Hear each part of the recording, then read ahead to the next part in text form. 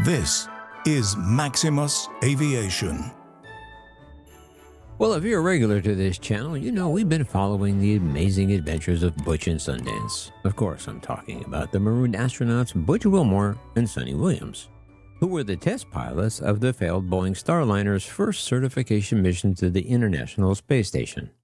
Well, this week, geeks the world over have expressed concern with the physical appearance of one of the duo, that being Suni Williams. And among many of these concerned space fans, doctors especially have been expressing their concerns with 59-year-old Suni Williams' jarring appearance.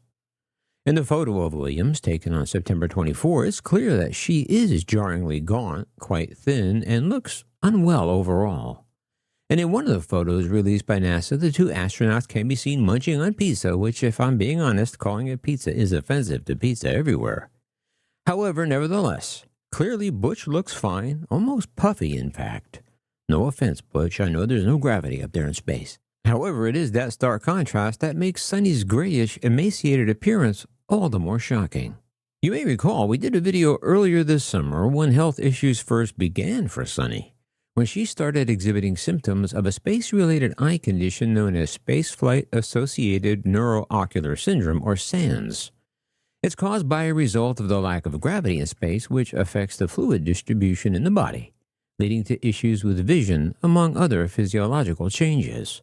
The eye condition SANS causes blurry vision and can also change the structure of the eye.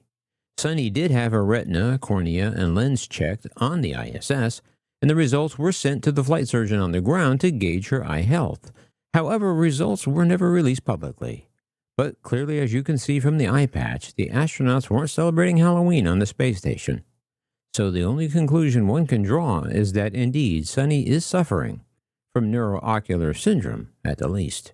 Life in microgravity takes a toll on the human body in many ways, such as weakening of the heart muscles due to space-related cardiovascular deconditioning due to microgravity. Also muscle atrophy, which is the reason astronauts are required to exercise in the onboard space gym regularly to stay in shape. And Suni has been known to regularly do just that, and has a regular exercise regimen as she performs while on the ISS. And of course, there are other physiological dangers that can arise from being confined far from home, in space no less, for long periods of time. But getting back to the pizza picture, Suni looks happy. She's smiling and chatting with Butch over the pepperoni space pizza. However, according to Dr. Vinay Gupta, a pulmonologist in Seattle who spoke with the Daily Mail, he said, "What you're seeing there in that picture is somebody that I think is experiencing the natural stresses of living in a very high altitude, even in a pressurized cabin for extended periods." Adding that Williams' notably sunken cheeks are likely a result of a significant calorie deficit. Dr. Gupta explained that the human body burns more calories in space than on the ground due to its low temperatures and generally harsh conditions. He emphasized that one of the known health concerns for anyone spending extended time in space is muscle atrophy. He added that they're taking in very high-calorie foods, you can tell, like cold cuts and other meats and proteins. But high-fat cold cuts, he asked. He said, is not necessarily a balanced diet. Well, I'm no doctor, but I know for a fact NASA is aware of the calories and micronutrients astronauts need to survive in space and do plan for that. So if you ask me, I think the doctor sounds a little pepperoni-averse. And as a proud Italian, I take umbrage with that. Whatever umbrage means, but I know they say it a lot in English movies. However, at first glance, along with her eye patch, it doesn't take Lieutenant Columbo to put the pieces together that Suni is not faring well in her unextended, extra-long stay at the hell of a day-in space hotel. After all, they only packed for a week and ended up having to stay for 6 months. And since they've only been there 3 months so far, she's still got a long way to go. Yeah, only 3 months. That sounded stupid even when I wrote it. But I'm going to circle back to that because I have a serious bone to pick with the boneheads at NASA over this situation. So put a pin in that for a minute, and I'll get back to it. However, this latest astronaut medical situation comes on the heels of the last NASA SpaceX crew who just returned from the ISS on Crew Dragon, when they were rushed to the hospital after touching down on Earth after spending 200 days in space, which is just a few weeks longer than Suni and Butch will end up on the ISS. One of those astronauts was kept overnight at a Pensacola hospital, and NASA never did reveal the nature of the medical emergency, and the astronaut was released the following day. However, NASA rebukes any rumors of Suni's health, insisting that the stranded Suni Williams is safe and healthy amid public growing concern for her well-being. But NASA also refused to give any details about the 4 astronauts who ended up in the hospital last month. NASA spokesperson Jimmy Russell told thedailymail.com that all NASA astronauts on board the International Space Station undergo routine medical evaluations and have dedicated flight surgeons monitoring them and are in good health. However, eye patch aside, it is true that pictures can be deceiving, especially for those of us 59-year-olds, which I will only be for another 2 months. However, still, I personally can't imagine at this point in my life doing what Suni is doing. So that in and of itself is amazing. But a picture isn't always necessarily worth 1,000 words either, because looking at other Earthbound pictures, Suni seems to have many different looks at many different times and angles, so in fact she may just be fine. But that's just being a glass half full kind of guy, because like I said, those pictures are pretty revealing and she does not look well. However, Butch is even older than Suni, and he's one of the oldest astronauts in NASA history. As a matter of fact, Butch will be celebrating his 62nd birthday on the ISS on 29 December. Something I'm sure of which he had not planned. Okay, so here's my beef with NASA. It's not the fact that they're sending senior citizens to space where even the youngest and fittest astronauts suffer the consequences of microgravity. As I just mentioned about the Crew Dragon crew, some of which are decades younger than either Butch or Suni, they had to be hospitalized after their time in space. However, astronauts know the dangers of the job when they sign up, and yes, they do train for years for just one mission.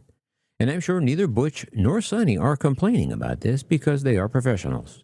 However, I do question the need to send 2 elderly, yes, I said elderly astronauts on extremely risky test missions, especially any mission involving the Boeing Starliner, which both NASA and Boeing knew while the rocket was still on the launch pad, its odds of getting there without a malfunction was 50-50 at best. Plus, SpaceX literally could launch a new capsule with minimal notice, but for some reason, NASA has to follow a strict schedule which makes no sense, other than for budget and bureaucratic red tape reasons. The Crew Dragon capsule was just at the ISS last month to pick up the last crew, and NASA even dropped 2 astronauts from that crew to make room for spacesuits and provisions for Butch and Suni. So why not just send them home on one of the 2 Dragons that are at the space station? Plus, there is always a Soyuz capsule there for emergencies as well. So to my small brain, anyway, I'm pretty sure between NASA and SpaceX, they could have brought Butch and Suni, or at least Suni, home sooner, and leave one of the younger, stronger astronauts up there a little longer. Yes, it would have sucked for the younger guy to have to stay there too. But in any critical triage situation, you treat the most urgent first. But I'm sure, as you recall with Challenger, they rushed that launch in dangerous conditions, not because it was a matter of national security. It was just due to being previously delayed and they needed to keep up with their schedule. Also with Columbia, they had no backup plan for them either. And when they discovered the crew was in mortal danger, they never told them. And just this week, people are expressing concern that SpaceX will somehow take NASA's place in the future. Which I don't think it will happen, but why not? If we're being honest, they could do the job better and faster. SpaceX launches a rocket a week, and I'm sure if NASA picked up the phone or even tweeted Elon Musk, he could get a capsule ready to go in a week. But hey, I'm just a YouTube clown, what do I know? But from your comments, I know a lot of you are rocket scientists, engineers, and aviators, and you always teach me something new. So let me know what you think. Could NASA bring Butch and Sundance back sooner than, quote, their schedule allows? Let me know down below. However, barring any further medical issues, Butch and Suni will remain marooned on the ISS until February of 2025, at which time they will catch a ride back home to Earth on SpaceX Crew 9 mission. So here at Maximus, we're all sending nothing but good thoughts and well wishes, not only to Suni and Butch, but all astronauts everywhere. And with that, I leave the rest up to you. Do all that YouTubey stuff. And don't forget, leave the rubber on the runway and your troubles on the ground. And I will see you next time in the air. Yeah, this is Maximus.